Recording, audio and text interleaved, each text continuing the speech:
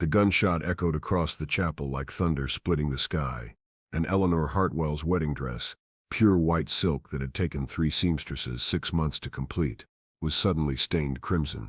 Her groom, Marcus Caldwell, lay motionless at her feet, his eyes wide with surprise even in death.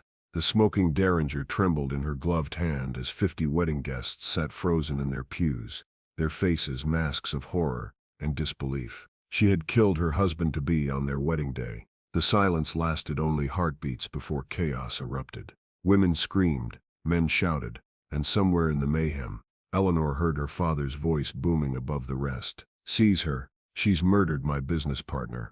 But Eleanor was already moving, her survival instincts sharper than her shock. She had learned long ago that when cornered you run. The heavy wedding dress threatened to tangle her legs as she bolted toward the chapel's side door, but adrenaline gave her wings. Behind her, chairs crashed and boots thundered against wooden floors as the men gave chase. The afternoon sun blazed mercilessly as she burst into the dusty street of Redemption Falls, Arizona territory. Her white dress made her a beacon against the desert landscape, but she had no choice. The train station lay 3 miles east, but between her and salvation stretched nothing but scrubland, cacti, and the promise of a slow death under the unforgiving sun. She ran anyway. Her silk slippers, designed for dancing at her reception, tore apart within the first 100 yards. Sharp stones cut her feet, and thorns from Palo Verde bushes snagged her dress, but she pressed on. Behind her, the shouts grew fainter, though she could still hear horses being saddled. They would come after her. Her father would make sure of that. James Hartwell didn't build a cattle empire by letting anyone, even his own daughter, threaten his business arrangements. The wedding had been a merger, not a romance. Marcus Caldwell owned the largest silver mine in the territory, and her father needed those mineral rights to complete his stranglehold on the region's economy. Eleanor had been the bargaining chip, the prize to seal their partnership. She had accepted her fate with resignation, as daughters of powerful men were expected to do. But she hadn't expected Marcus to try to consummate their arrangement in the chapel's vestry before the ceremony, nor had she anticipated the rage that consumed her when he tore at her dress and ignored her protests. The derringer, a wedding gift from her late mother, meant for protection, had been in her hand before she fully realized she'd drawn it. Now, as she stumbled across the harsh desert landscape, her breathing ragged and her feet bleeding, Eleanor wondered if death in the wilderness might be preferable to facing a noose in town. 3 hours later, as the sun began its descent toward the western mountains, Eleanor collapsed beside a small stream that cut through a grove of cottonwood trees. Her dress was ruined beyond recognition, torn and dirty, and her feet were so cut and swollen she could barely stand. She cupped the cool water in her hands and drank greedily, tasting salvation in every drop. It was then that she heard the voice. "Mom, you look like you could use some help." Eleanor spun around, her heart hammering, expecting to see her pursuers. Instead, she found herself looking at a man unlike any she had ever encountered. He was tall and lean, with sun-weathered skin and dark hair that curled slightly at his collar. His clothes were simple, worn denim and a cotton shirt, but clean. Most striking were his eyes, pale blue like winter sky, and filled with a gentleness that seemed impossible in this harsh land. "Please," she whispered, her voice hoarse from running and crying. "Don't turn me in. I know there's probably a reward, but easy now." He raised his hands, palms open, in a gesture of peace. "I'm not looking to turn anybody in. I'm just trying to help a lady in distress." His gaze took in her ruined dress, her bleeding feet, the obvious signs of her desperate flight. "You're hurt. Let me at least tend to those cuts." Something in his manner, a quiet strength combined with genuine compassion, made Eleanor's defensive walls crumble. She had been raised in a world where every kindness came with a price, where trust was a luxury her father had taught her she couldn't afford. But this stranger seemed different. "Why?" she asked. "Why would you help me?" He knelt by the stream and wet his bandana in the cool water. "Because that's what decent folks do for each other out here. The desert doesn't care about your past. It'll kill you just the same whether you're a saint or a sinner. Right now you're just a person who needs help." As he cleaned her wounds with surprising gentleness, Eleanor studied his face. There was something familiar about him, though she was certain they had never met. The shape of his jaw, perhaps, or the way he concentrated on his task with such careful attention. "What's your name?" she asked softly. "Daniel," he replied. not looking up from her feet. Daniel Caldwell. The world seemed to tilt on its axis. Eleanor's breath caught in her throat, and she jerked her foot away from his hands. Caldwell, you're Marcus's brother. Daniel's voice was steady, but she caught the flash of pain in his eyes. I know who you are, Eleanor Hartwell. I know what happened in that chapel today. Terror flooded through her. She tried to stand, to run again, but her injured feet betrayed her and she stumbled. Daniel caught her arm, steadying her with surprising gentleness. Easy, he said again. I'm not going to hurt you. But he was your brother. Yes, he was. Daniel's grip on her arm remained gentle but firm, and I knew him better than anyone else in this world, including what kind of man he really was. That evening, in Daniel's simple cabin hidden deep in the canyon, Eleanor learned the truth about the Caldwell family. As she sat by his fireplace, wearing one of his clean shirts and a pair of his pants rolled up to fit her smaller frame, Daniel told her about growing up with Marcus. We were twins, he began, staring into the dancing flames. Born 10 minutes apart, but we might as well have been from different worlds. Marcus always took what he wanted, and our father encouraged it. Said it showed strength, ambition. He paused, his jaw tightening. I saw different. I saw a boy who never learned that other people had feelings, had rights. Eleanor watched his profile in the firelight, seeing the resemblance to Marcus more clearly now. The same strong jaw, the same height and build. But where Marcus had carried himself with arrogance and entitlement, Daniel possessed a quiet humility that made him seem entirely different. When our father died and left us the mine, Daniel continued, Marcus wanted to expand, to build an empire. He didn't care who got hurt in the process. We fought about it constantly. He turned to meet her eyes. That's why I left. I couldn't be part of what he was becoming. Then why aren't you celebrating? The words slipped out before Eleanor could stop them, harsh and bitter. I've solved your problem. Your brother is dead, and the mine is yours now. Daniel's expression didn't change, but she saw him flinch slightly. Because despite everything, he was still my brother, and because I've seen what killing does to a person's soul. The weight of what she had done crashed over Eleanor anew. She buried her face in her hands, her shoulders shaking with silent sobs. I didn't mean to do it. He wouldn't stop, wouldn't listen. I just wanted him to stop touching me. And suddenly the gun was in my hand and, hey. Daniel moved to sit beside her on the rough wooden bench. He didn't touch her, but his presence was comforting. You did what you had to do to protect yourself. That's not murder, that's survival. Tell that to the sheriff. Tell that to my father. Eleanor wiped her eyes with the back of her hand. They'll hang me for this, not if they don't find you. The simple statement hung between them like a bridge spanning a chasm. Eleanor looked up at him, searching his face for deception, for the trap she had been taught to expect from every offer of help. You'd do that, help me disappear. I'd do more than that. Daniel's voice was quiet but firm. I'd help you build a new life, a real one, where you get to choose your own path. Over the following days, as Eleanor's physical wounds healed, she began to glimpse the possibility of emotional healing as well. Daniel's cabin sat in a hidden valley that he called Paradise Canyon, a green oasis fed by natural springs, where wildflowers bloomed in impossible profusion. He had built a life of simple contentment here, growing what he needed, trading occasionally with passing travelers, living free from the schemes and ambitions that had driven his brother. I've been watching you, Eleanor said one morning, as they worked together in his garden. You're nothing like him. Daniel looked up from the tomato plants he was tending. Marcus wasn't born evil, you know. He was shaped by our father's expectations, by a world that rewarded ruthlessness. He paused, considering his words. We all have choices to make about who we become. Eleanor found herself thinking about those choices as she helped Daniel with the daily tasks of survival. There was something deeply satisfying about growing food with her own hands, about the simple rhythm of work and rest unencumbered by social expectations or family obligations. For the first time in her life, she was free to discover who she might be, when not defined by her father's ambitions or society's constraints. But it was more than freedom that drew her to this hidden valley. It was Daniel himself, his quiet strength, his unexpected gentleness, the way he looked at her as if she were a person worth knowing, rather than a prize to be won. She found herself stealing glances at him as he worked, noting the way the sun caught the gold threads in his dark hair, the careful precision of his hands, the rare but devastating smile that transformed his entire face. She was falling in love with the brother of the man she had killed.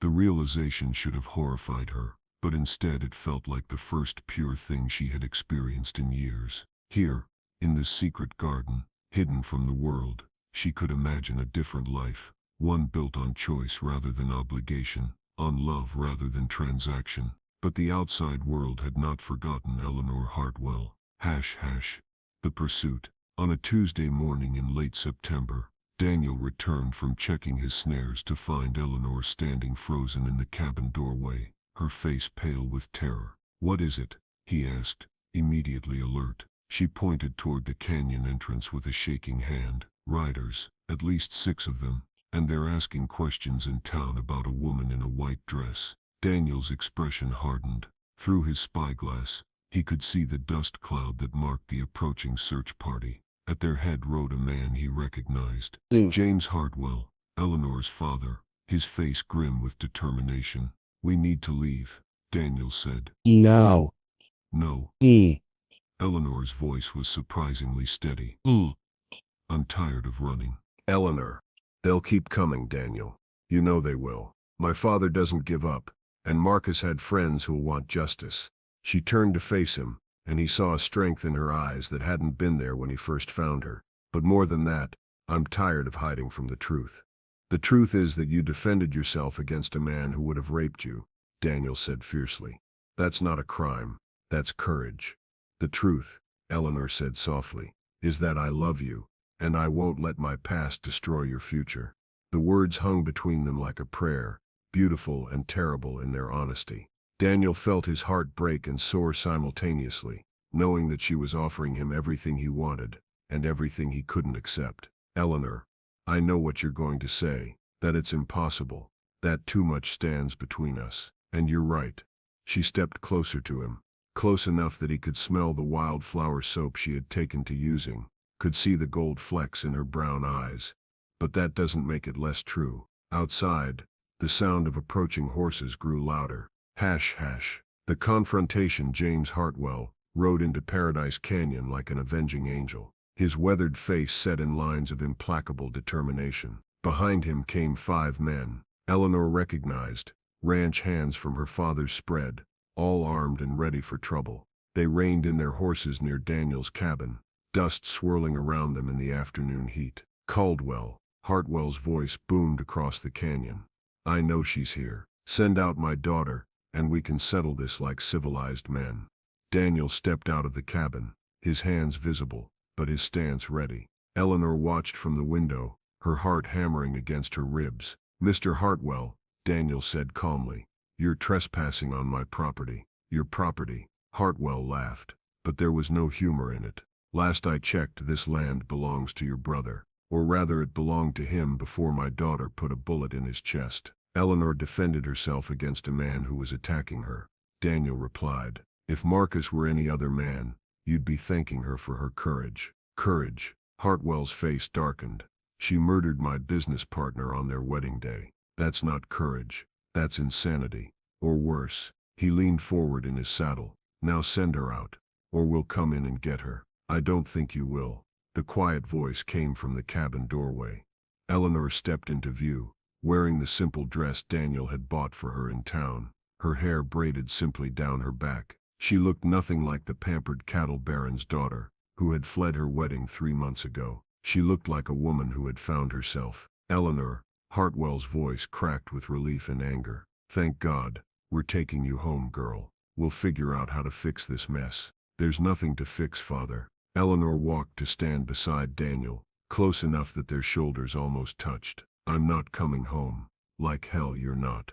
Hartwell swung down from his horse, his face purpling with rage. "You're my daughter, and you'll do as I say. We'll get you the best lawyers, pay the right people, so I can marry the next man you choose for me." Eleanor's voice was steady, but Daniel could see her hands trembling. "So I can spend the rest of my life being bought and sold like one of your cattle. You ungrateful." Hartwell raised his hand as if to strike her, but Daniel stepped smoothly between them. "I wouldn't," Daniel said quietly, and something in his tone made the older man pause. "This is family business, Caldwell. It doesn't concern you. It concerns me plenty." Daniel's voice remained calm, but Eleanor could see the tension in his shoulders. "Eleanor is under my protection now." Hartwell's eyes narrowed as he took in the subtle intimacy of their positioning, the way they stood together like two halves of a whole. "I see, so that's how it is. The brother steps in to claim what the dead man can't have." Eleanor felt Daniel flinch beside her, but she stepped forward before he could respond. "Nobody claims me, Father. I choose my own path now." "You think you love him?" Hartwell's laugh was harsh. "You think this is some romantic fairy tale? You killed his brother, girl. Blood calls to blood. When the novelty wears off, when he remembers what you cost him, he'll turn on you. Mark my words." The cruel words hit their target. Eleanor felt doubt creep into her heart like poison, and she saw Daniel's jaw tighten with pain. But before either of them could respond, one of Hartwell's men called out from the canyon entrance, "Boss, company coming. Hash, hash." The truth revealed. The new arrivals came not with guns drawn, but with badges gleaming in the afternoon sun. Sheriff Tom Morrison rode at their head, his lined face grim with purpose. Behind him came two federal marshals, and to everyone's surprise, Father Miguel from the church in Redemption Falls. "James," the sheriff said as he dismounted, "figured I'd find you here." "Tom." Hartwell's voice was wary. "Come to arrest my daughter. Come to prevent a mistake." Sheriff Morrison's eyes found Eleanor. "Miss Hartwell, I need to ask you some questions about what happened on your wedding day." Eleanor lifted her chin, prepared to face whatever consequences awaited her. "I'll tell you everything, Sheriff. I shot Marcus Caldwell in the chapel vestry. He was trying to," she faltered, color rising in her cheeks. "He was trying to force himself on you," Father Miguel said gently, stepping forward. "Yes, child, I know, and so does half the town now." A stunned silence fell over the group. Eleanor stared at the priest in confusion. "I don't understand." Mrs. Abernathy was arranging flowers in the sanctuary when she heard the commotion. Father Miguel explained. "She saw Marcus drag you into the vestry, heard you crying for him to stop. She was coming to help when she heard the gunshot." Eleanor's legs nearly gave out. Daniel caught her arm, steadying her with gentle strength. "You mean," she whispered, "you mean there's a witness," Sheriff Morrison said. "One who's willing to testify that you acted in self-defense." He looked at James Hartwell with disgust. "Course it would have been nice to know about this 3 months ago, before we had half the territory hunting for your daughter." Hartwell's face had gone ashen. "That old woman doesn't know what she saw." "She knows plenty," Father Miguel said firmly, "and so do others. Seems Marcus Caldwell had quite a reputation for taking what he wanted from women, married or not. Folks were just too scared of his money and your influence to speak up before. But now," one of the federal marshals asked, "now he's dead, and his victims have found their voices." Sheriff Morrison replied, "Turns out Miss Hartwell isn't the first woman Marcus Caldwell assaulted. She's just the first one who was able to fight back." The revelations hung in the air like smoke from a wildfire, changing everything and nothing. Eleanor felt the weight of 3 months' guilt and fear lifting from her shoulders, but the joy was tempered by a profound sadness for all the women who had suffered in silence. "So what happens now?" Daniel asked quietly. "Now Miss Hartwell comes back to town with us, to make a formal statement," Sheriff Morrison said. "There'll be a hearing, but I expect it'll be ruled justified self-defense." He looked at Eleanor with something approaching respect. "You did what needed doing, miss. No shame in that." Hash, hash. The choice as the sun set over Paradise Canyon, painting the sky in shades of gold and crimson. Eleanor stood at the edge of Daniel's garden and watched the wild flowers dance in the evening breeze. The sheriff and his party had made camp nearby, planning to escort her back to town in the morning. James Hartwell sat by their fire, staring into the flames with the hollow eyes of a man whose world had crumbled around him. "Regrets?" Daniel asked, joining her among the flowers. Eleanor considered the question seriously. "About Marcus? No, I'm sorry he's dead. Sorry for the pain his actions caused everyone who loved him.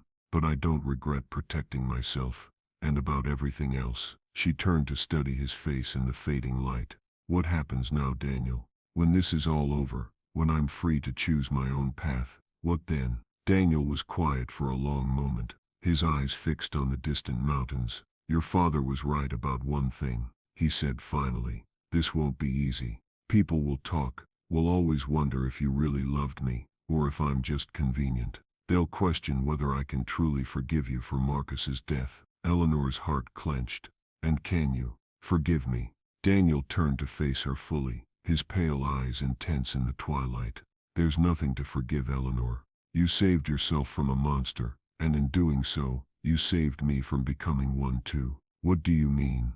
I mean I've spent the last 5 years trying to save my brother's soul, making excuses for his actions, hoping he'd change. Daniel's voice was raw with old pain. I told myself that family loyalty meant standing by him no matter what. But loyalty to someone who hurts innocent people isn't loyalty, it's cowardice. Eleanor reached for his hand, intertwining their fingers. And now I choose love over blood, truth over convenience. He lifted her hand to his lips, pressing a gentle kiss to her knuckles. I choose you, Eleanor Hartwell, if you'll have me. Not because you need protection, not because of guilt or obligation, but because you're the strongest, bravest, most beautiful woman I've ever known. The proposal was simple, heartfelt, and everything Eleanor had never dared to dream of. This was what love looked like, not a business transaction or a social arrangement, but a meeting of souls who recognized their match in each other. Yes, she whispered, tears streaming down her face. Yes, 1,000 times yes. The wedding, 6 months later, on a spring morning when the wild flowers in Paradise Canyon bloomed in impossible profusion, Eleanor Hartwell married Daniel Caldwell in a ceremony that would be talked about for decades. Father Miguel performed the service under the cottonwood trees beside the stream, where Daniel had first tended Eleanor's wounds, with Sheriff Morrison and his wife as witnesses. Eleanor wore a simple dress of cream-colored linen that she had sewn herself, with wild flowers in her hair, instead of pearls. Daniel stood beside her in his best clothes, his eyes never leaving her face as they spoke their vows. I promise to choose love over fear, Eleanor said, her voice clear and strong. To trust in the man you are, not the shadows of the past. To build with you a life based on truth, respect, and the courage to be ourselves. I promise to see you as you truly are, Daniel replied, his voice husky with emotion. To honor your strength, celebrate your freedom, and love you not despite your past, but because of how it shaped you into the remarkable woman standing before me. When Father Miguel pronounced them husband and wife, their kiss was witnessed not by society's elite, but by the wild flowers in the wind, by friends who had chosen to stand with them despite scandal and gossip. Even James Hartwell was there, though he stood apart from the small gathering, his face a mask of conflicted emotions. The months since Marcus's death had changed him,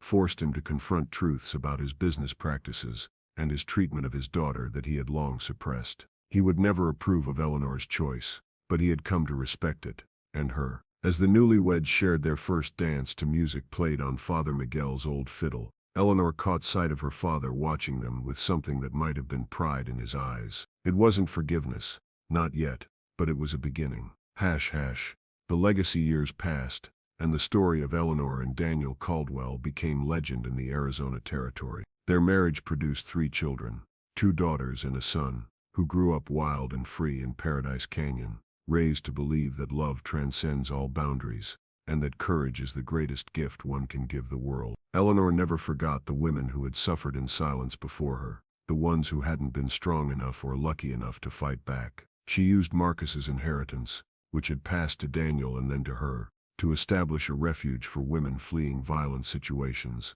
a place where they could heal and find their own strength. Daniel continued to work the silver mine, but under his stewardship it became known as the most ethical operation in the territory, one that paid fair wages and treated its workers with dignity. He never spoke publicly about his brother's crimes, but he made sure that Marcus's victims received financial compensation and the medical care they needed. The couple faced their share of challenges. There were whispers and pointing fingers, business associates who refused to work with them, society matrons who snubbed Eleanor at church gatherings, but they weathered it all together, their love only growing stronger with each trial they faced. On quiet evenings, when the children were asleep and the canyon was bathed in moonlight, Eleanor and Daniel would sit together on their porch and remember the day they first met.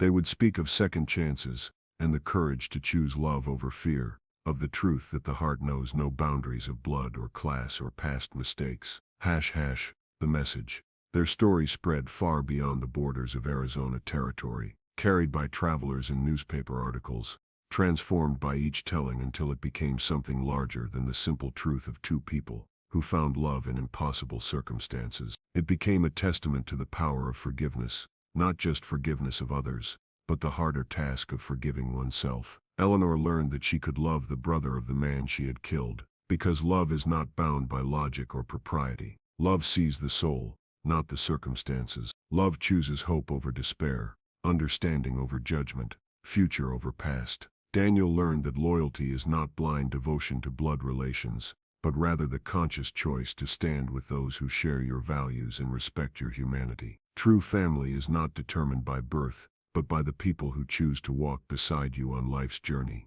Together they prove that redemption is possible for anyone brave enough to face their truth, that love can bloom even in the harshest soil, and that sometimes the most beautiful flowers grow wild in the most unexpected places. Their legacy lived on long after they were gone, in the children they raised to be strong and compassionate, in the women they helped find their voices, in the small corner of the world they made more just and loving through their presence, and in Paradise Canyon, where the wildflowers still bloom in impossible profusion, visitors can still see the small stone marker Daniel placed by the stream, where he first tended Eleanor's wounds. It bears a simple inscription that captures the essence of their extraordinary love story.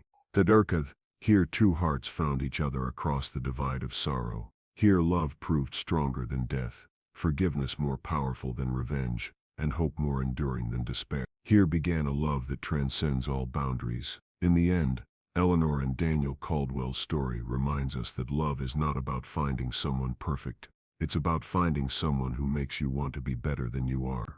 It's about choosing to see past the surface to the soul beneath, to believe in tomorrow even when today seems impossible, and to trust that the heart knows truths that the mind cannot fathom. Their love transcended the boundary between victim and family of the perpetrator, between social classes, between expectation and reality. It proved that when two people are brave enough to be completely honest with each other, about their pasts, their fears, their hopes, they can build something beautiful from even the most broken beginnings. The wildflowers still bloom in Paradise Canyon, testament to the truth that love, like the desert after rain, can flourish in the most unlikely places, and against the most impossible odds.